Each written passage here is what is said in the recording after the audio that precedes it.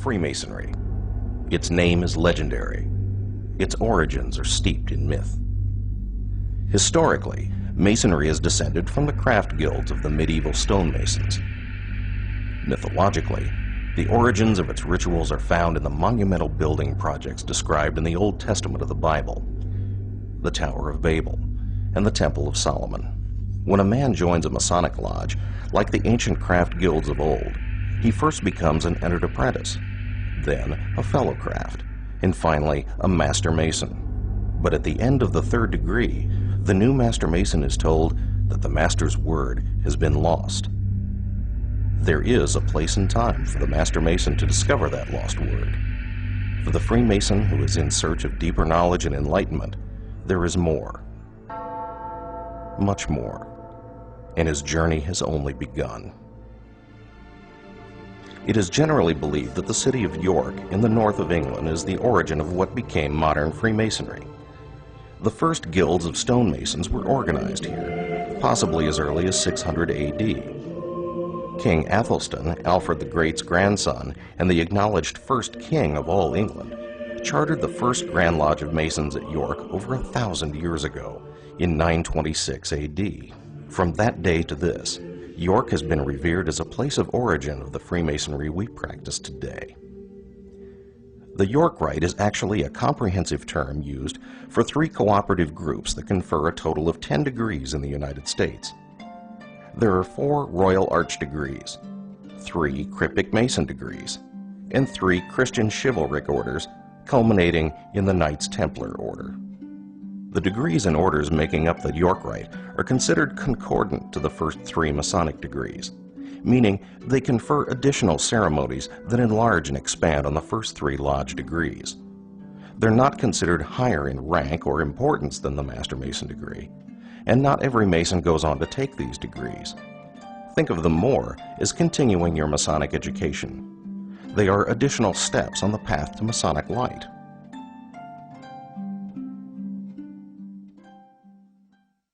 The 4 degrees of the Royal Arch are the first steps within the York Rite. Since the dawn of civilization, it has been man's desire to make his mark upon the world, to leave something lasting and permanent, for a part of him to survive long after he is gone.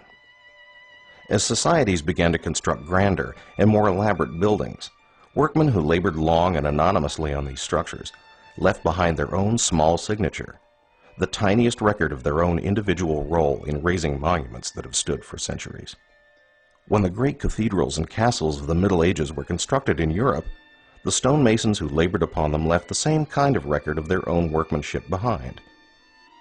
These tiny symbols are known as Mason's marks. This is a part of the first York Rite degree, the Marked Master, and it concerns the workman building King Solomon's temple. The degree of Marked Master teaches the candidate the value of workmanship, honesty, and charity.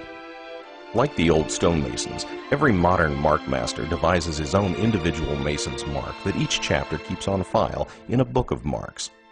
The Marked Master degree is followed by the Past Master and Most Excellent Master degrees. The culmination of Royal Arch Masonry is the Royal Arch degree. Not long after the building of King Solomon's temple, Jerusalem fell into chaos. The people turned away from their ancient faith, and pagans and invaders destroyed the magnificent temple. The people of Jerusalem were taken out of Israel to Babylon, where they suffered years of captivity. When they at last returned to their city, the rubble of the old temple was cleared away, and a new one was erected on the same site. The story of the Royal Arch degree occurs after the destruction of Solomon's temple, beginning with the discovery of a hidden crypt under the ruins, and the search for secrets that had been lost to mankind. The Royal Arch Mason at last discovers the Master Mason's word, and where it was placed after the death of our Grand Master Hiram Abiff. The principal symbol of the Royal Arch is the keystone, the stone that is placed in the middle of an arch for strength and stability.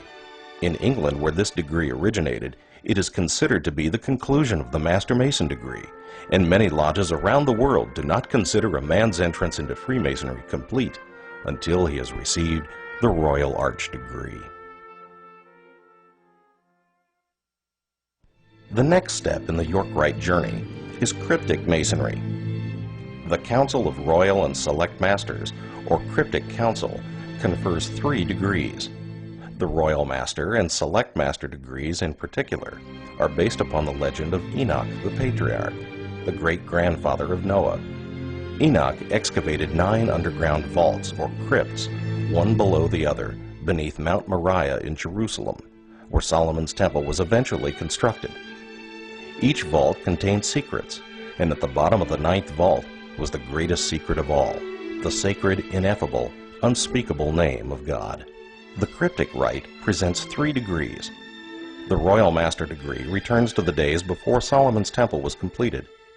Here the candidate will walk with Hiram Abith, Grand Architect of the temple, and his successor, Adoniram, and learn a lesson of mortality. The Select Master degree partially concerns the deposit of the secrets of the temple into their hidden location in the crypt.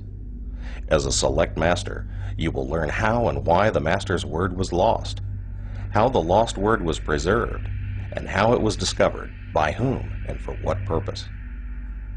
The Super Excellent Master degree concerns the period long after the destruction of Solomon's temple and the exodus of the Hebrews.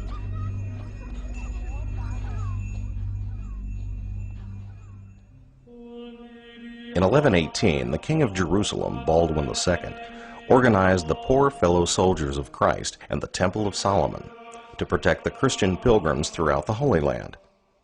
These Knights Templar, as they were more commonly known, were the first warrior monks who took vows of poverty, chastity, and obedience, and yet were renowned for their fierce courage in battle. Their formation, their deeds, their sudden destruction, and the mysteries surrounding them have created a legend that has fascinated the world for 9 centuries. The Templars took the obligations of chivalry farther than any man had before them, pledging themselves both to chivalric virtue and to the monastic vows that governed their faith. These fierce knights were bound by words that sometimes seem to have been lost to our modern society: duty, honor, fealty, courage. These are words that still ring with eternal truth in the rituals and traditions among today's Knight Templar. The modern Knights Templar is a Christian chivalric order, and it is unlike any other order of Freemasonry. It stands for the noblest principles in individual life and the highest standards of good government. Because of their 900-year tradition and heritage, the modern Knights Templar remain defenders of the faith, just as knights of old. And it is the only branch of Freemasonry that requires a Mason to be a Christian, or to agree to defend the Christian faith. In keeping with the methods of chivalry, the Knights Templar do not confer degrees. Rather, the steps in the Templar commandery are called orders. The modern candidate is first made a Knight of the Red Cross, then a Knight of Malta, and finally dubbed a Knight Templar.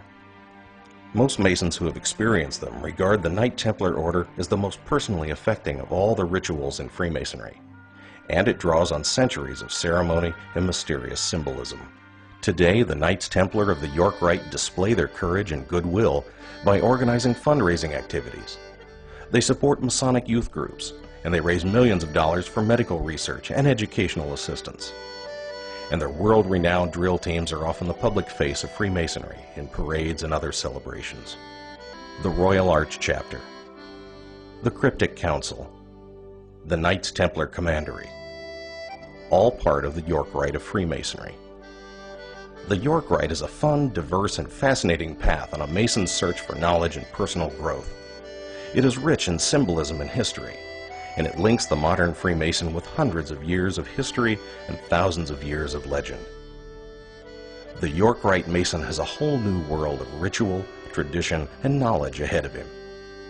The journey that begins at the altar of his Masonic lodge is a journey that truly never ends.